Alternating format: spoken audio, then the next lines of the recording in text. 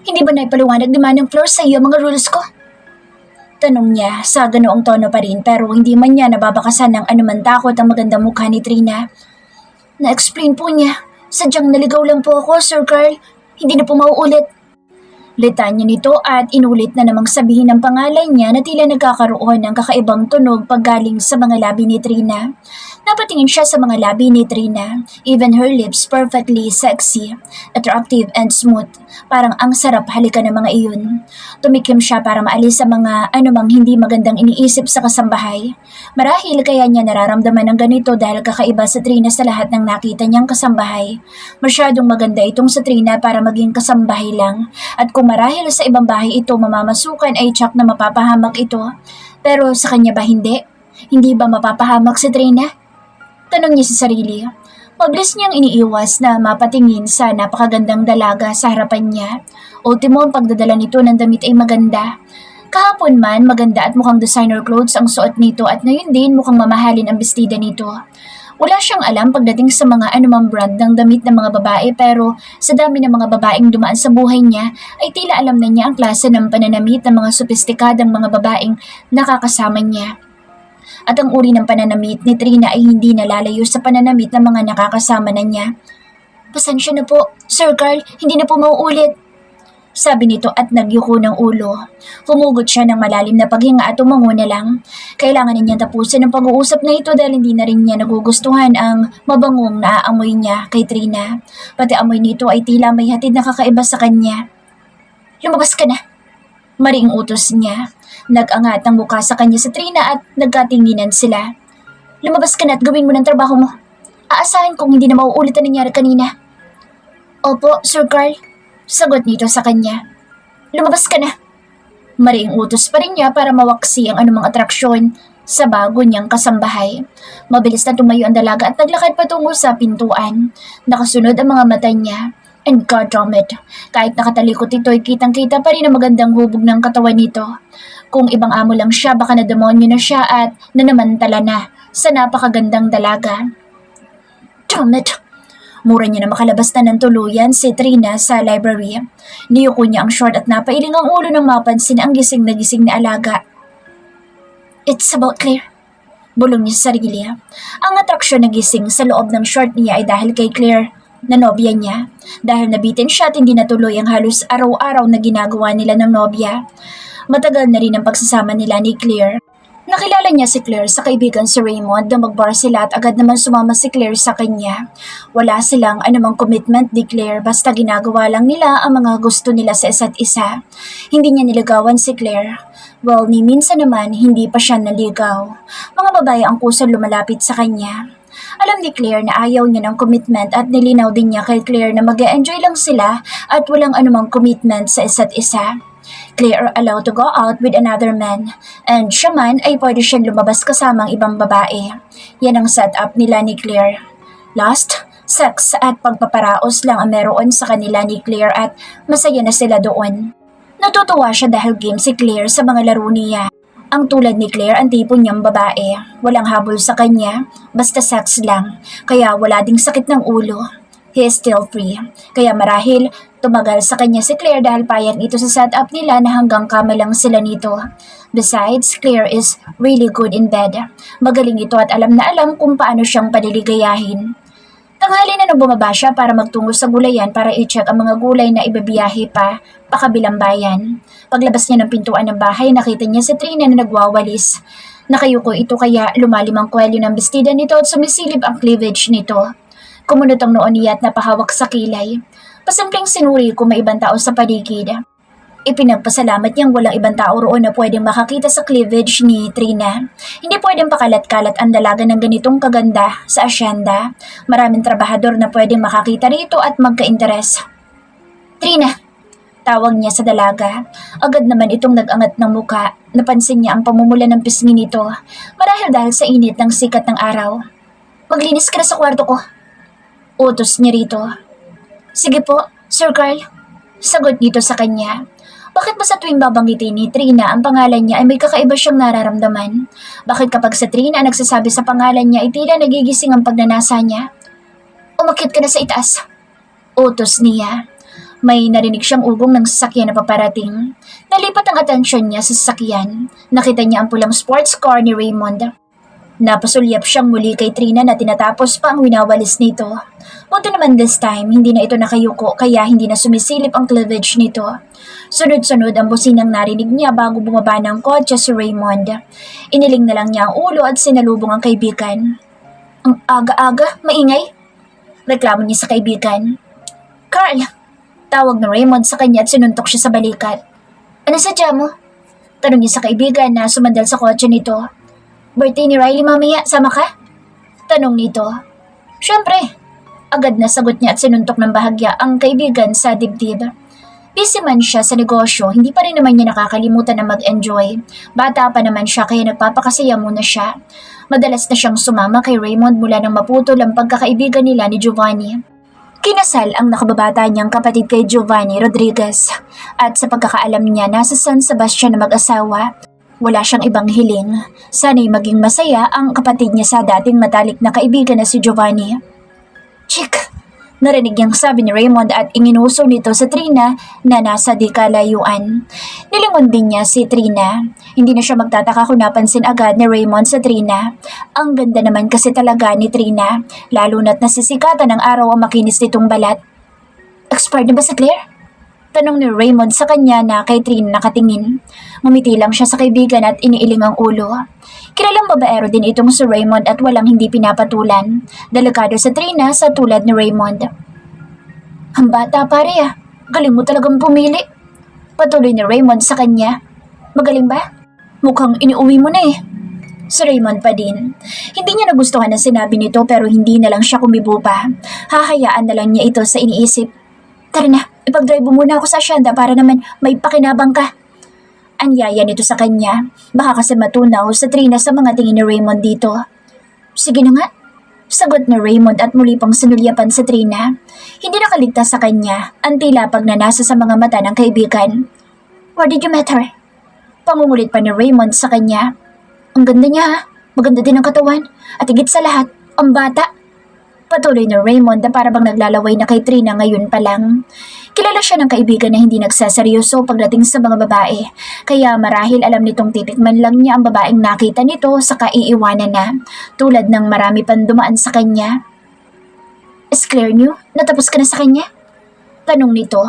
Iniling lang niya ang ulo. Walang balak na sumagot sa mga tanong ng kaibigan.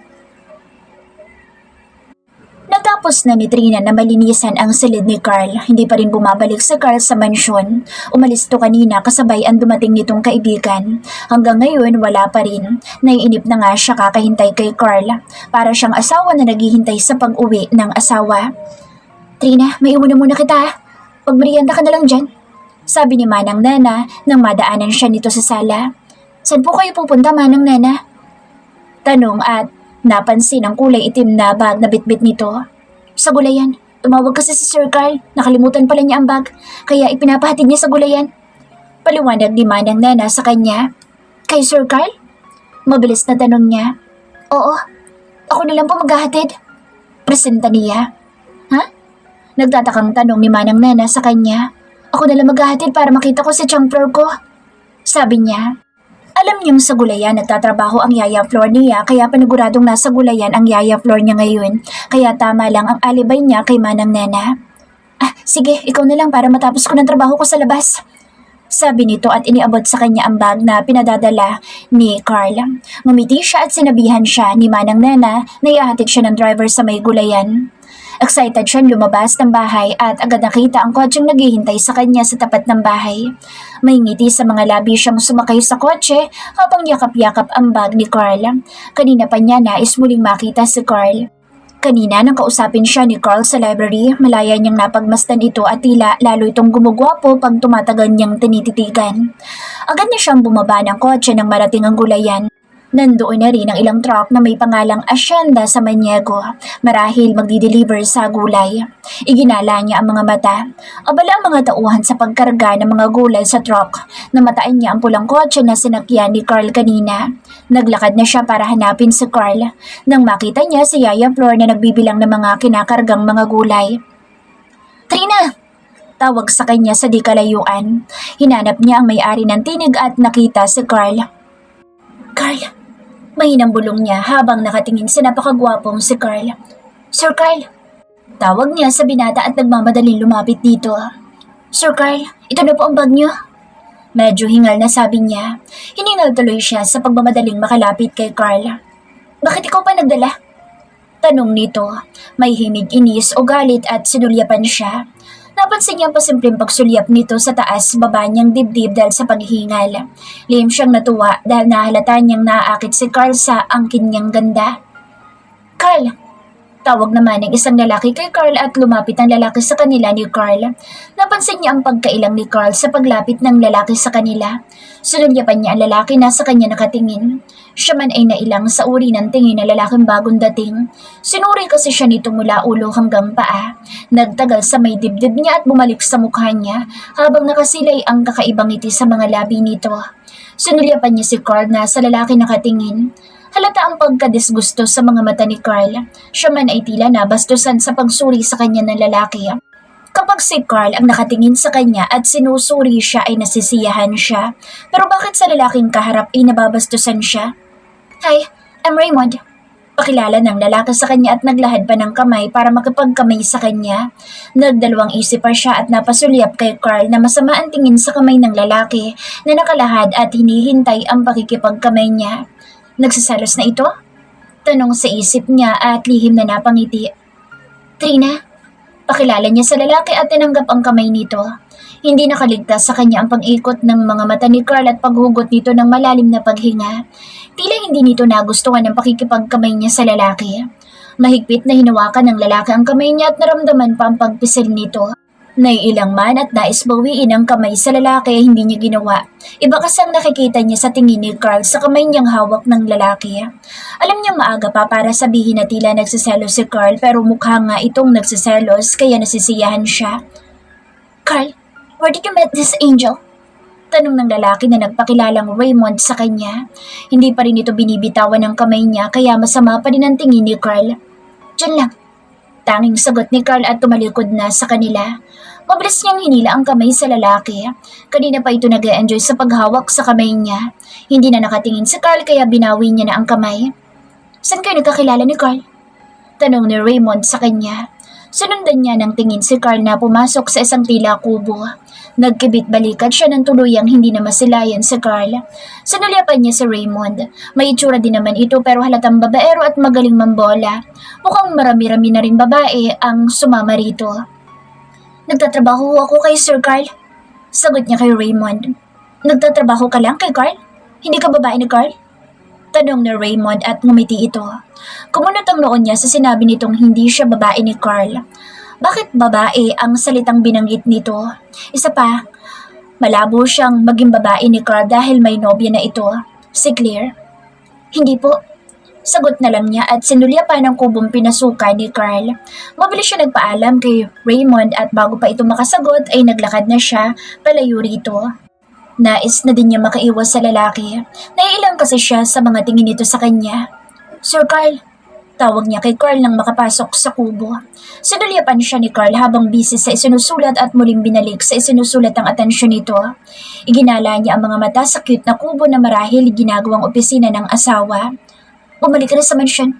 Wala ka na rin naman ang gagawin rito. Masungit na utos ni Carl sa kanya. Wala na po kayong kailangan? Tanong niya at sinulyapan nito. Wala na. Bumalik ka na sa mansyon. Mariing utos nito sa kanya. Nakaramdam siya ng lungkot dahil tinataboy na siya nito. Nais pa naman sana niyang makasama pa ito. Ihatid na kita, Trina. Tinig ni Raymond na kapapasok pa lang sa kubo. Sinulyapan niya si Raymond at muli ibinalik ang mga mata kay Carl. Nahuli na naman niya ang paghugot nito ng malalim na paghinga at pailing-iling ang ulo na ibinalik sa ginagawang atensyon nito. Kasama ni Trina ang driver sa mansyon. Sabi ni Carl habang nakayuko at busy sa ginagawa. Pare, ako na lang maghahatid kay Trina. Pamimilit ni Raymond at lumapit pa kay Carl. Hilang niya na huwag sanang pumayag si Carl. Ayaw niyang makasama si Raymond nang sila lang. Ewan niya pero wala siyang tiwala kay Raymond. Bahala kayo. Narinig niyang sagot ni Carl. Malungkot niyang sinulyapan si Carl. Nagkatitigan pa sila ni Carl. Una nagbawi ng tingin sa kanya si Carl. Pare, Hawak mo ba si Trina? Narinig pa rin niya kahit pabulong ang tanong ni Raymond kay Carl. You can have her if you want. Sagot ni Carl kay Raymond. Nalungan niya si Carl. Hindi niya nagustuhan ang sinagot nito kay Raymond. Para bang hinahayaan siya nito kay Raymond. Hindi niya tipo si Raymond. Wala siyang nararamdaman nang makita ito. Isa pa, mas hamak na gwapo at malakas ang dating ni Gino kaysa kay Raymond. Ang goal niya ngayon ay makahanap ng hihigit kay Gino. At yun ay si Carl Samaniego. Iisa lang ang target niya, yun ay si Carl Samaniego. Yan ang gusto ko sa'yo pare. Sabi pa ni Raymond. Naiinis siya dahil kung pag-usapan siya ay tila wala siya roon. Kung magbulungan ng mga ito ay tila hindi niya naririnig at naiinis siya kay Carl. Kung sa bagay, ano nga ba ang pakialam ni Carl sa kanya? Hindi naman siya girlfriend ito at may girlfriend ito, si Claire. Bago siya umalis, kinausap muna niya si Yaya Flor. Agad nitong kinumusta ang unang araw niya sa trabaho. Sinabi naman niyang okay naman at kaya naman niya. Ipagluluto kita ng masarap mamaya pag uwi mo. Sabi ni Yaya Flor sa kanya. Salamat po. Magiliw na pasasalamat niya at nakita sina Carl at Raymond na nakatingin sa kanila ni Yaya Flor. Alam niyang paglabas niya kanina sa kubo ay siya pa rin ang topic ng dalawang lalaki at naiinis siya kay Carl sa pagpababaya nito sa kanya kay Raymond. I can't believe na namamasukan kang kasambahay sa mansyon ni Carl. Sabi ni Raymond habang sakay siya sa sports car nito at tinatahak na nila ang pauwi ng mansyon. Opo, tanging sagot niya. Kailangan niya maging magalang kahit pakitang tao lang sa mga kakilala ni Carl dahil namamasukan siya kay Carl. Wala ka ba balak na maghanap ng ibang trabaho? Tanong nito. I have restaurant. If you want, doon ka magtrabaho. Sabi nito. Pasimple niyang iniikot ang mga mata. Hindi siya namamasukan sa mansyon ni Carl para kumita ng pera. Namamasukan siya kay Carl para maakit si Carl. May uwi si Carl sa Maniego sa San Sebastian para maiharap kay Gino Rodriguez na kaya niyang makahanap ng higit pa dito. Huwag na po, nakakahiya. Isa pa, pansamantala lang naman po akong namamasukan. Kimi, kunwari niyang sagot. Idinarasal na sana'y makarating na para makaiwas na sa mga tanong ni Raymond. Alam mo bang maganda, Katrina? Napakaganda mo para maglinis lang ng salid ni Carl. Sabi nito, pilit ng ngiti lang isinagot niya. Marami pang sinabi mga papuri sa kanya si Raymond na puro pasalamat lang ang sagot niya. Ayaw na kasi niyang humaba pang usapan nila. Pinagbuksan pa siya ng pintuan ni Raymond na makarating sa mansyon. Salamat. Pasalamat niya at ngumiti. Anyway, Trina. Tawag nito nang papasok na sana ng mansyon. Pwede ba kitang dalaw-dalawin? Tanong nito. Nagpigil lang siyang huwag magpakita ng pagkadismaya at pagkadisgusto sa tanong ni Raymond. Maraming naligaw sa kanya sa San Sebastian at mga ganitong style din kay Raymond. At lahat walang umubra at agad sinabihan niyang walang maaasahan. Hindi niya magagawa ngayon ang bagay na iyon dahil hindi siya si Trina sa Monte na spoiled brat dito sa San Rafael. Sige. Gaming sagot niya kahit labag sa kalooban niya. Isa pang magagamit niya si Raymond para pagselosan si Carl kung magsaselos nga ito. Great! Sagot ni Raymond. By the way, Trina, may party mamaya. Wanna join as my partner? Kasama ba si Sir Carl? Oo, kasama si Carl. Napangiti siya sa sagot ni Raymond at tumango rito. Sasama siya sa party para mas lalo mapalapit kay Carl. Alam niyang nandoon din si Claire, of course, partner ito ni Carl, panigurado. Sige, sama ako, Raymond. Sabi niya kay Raymond na tuwang-tuwa sa sagot niya. Sinabi pa nitong susunduin siya sa pabahay na tinitirahan niya. Magpapaganda siya. Ipapakita niya kung sino sa Trina sa Monte. Nagpaalam siya saglit kay Manang Nena na may bibilihin. Wala kasi siyang damit na maisusuot para sa party mamaya. Kailangan niya magpabongga para mapansin ni Carl. Ramdam niyang unti-unti na siyang napapansin ni Carl dahil sa ganda niyang ito, na masukan siyang kasambahay.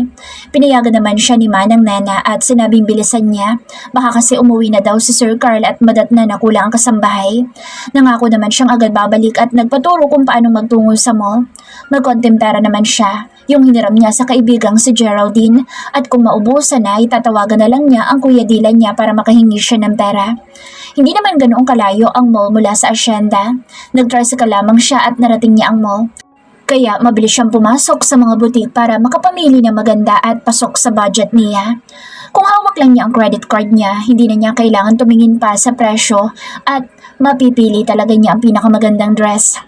Nais niyang talbugan si Claire, ang nobya ni Carl.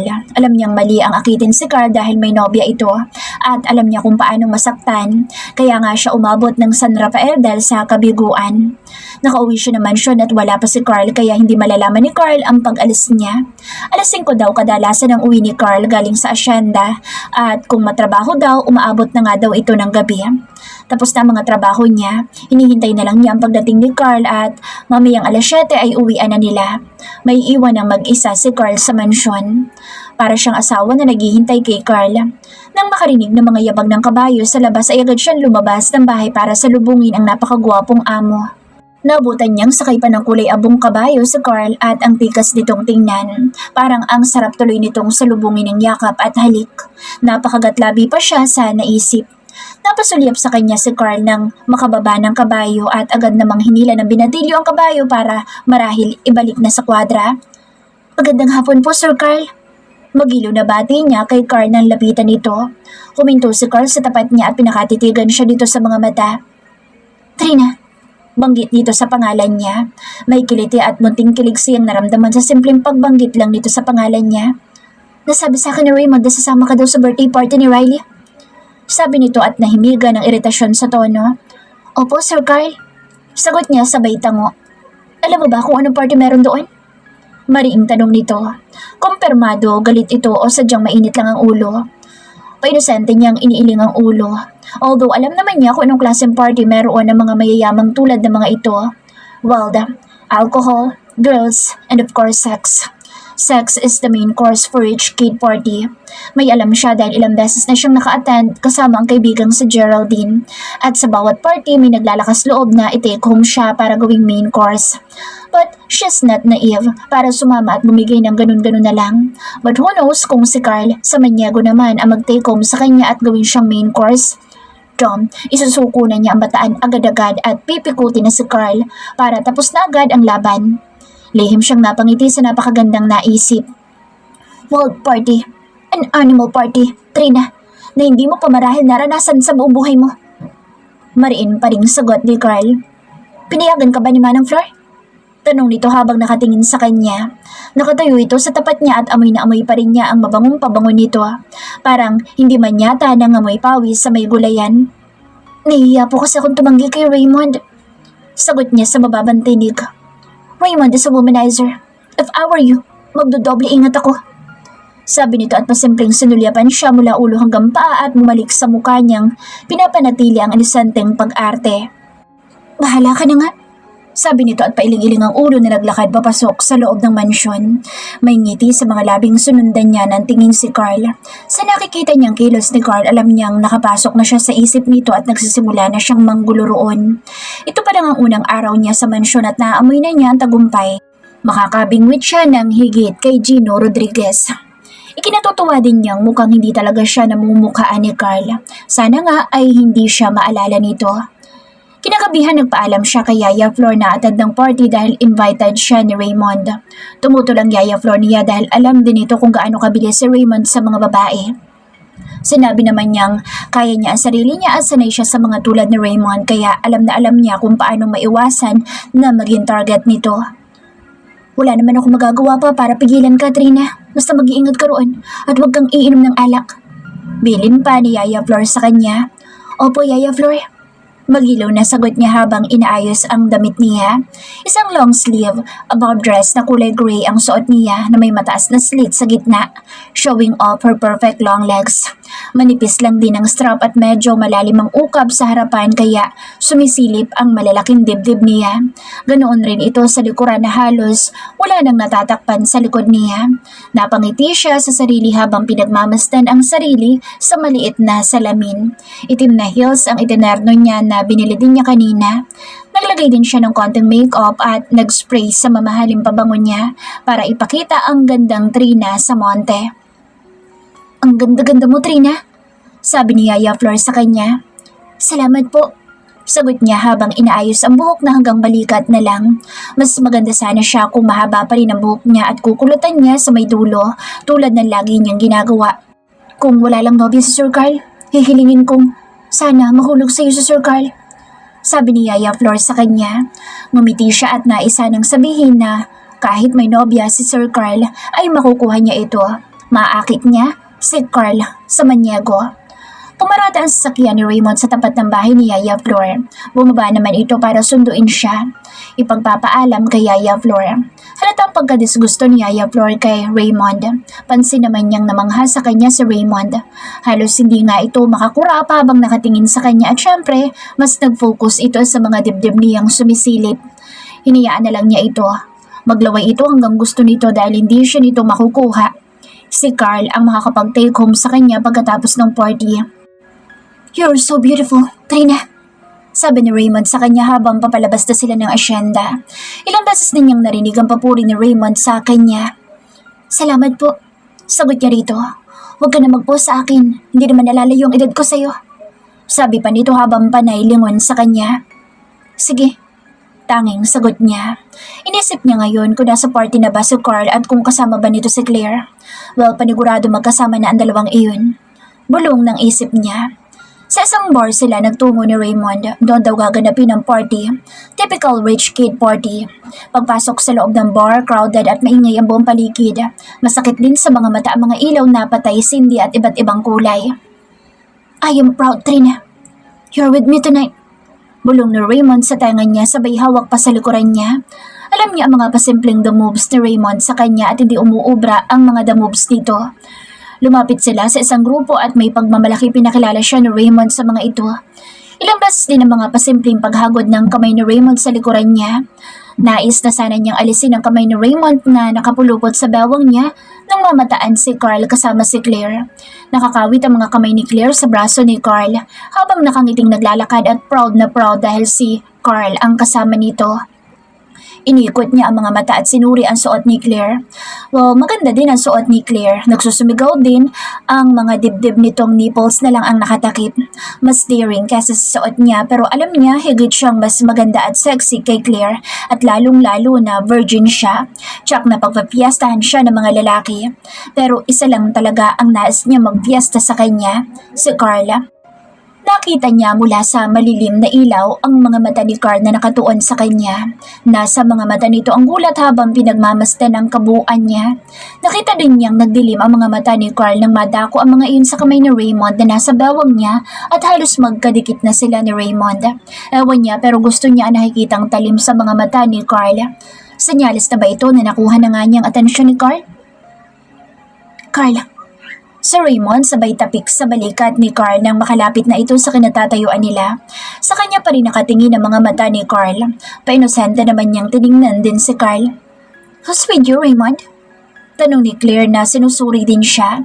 Nagtaas siya ng muka para ipakita kay Claire kung gaano siya kaganda. Kumunot ang noo nito at pilit siyang kinikilala.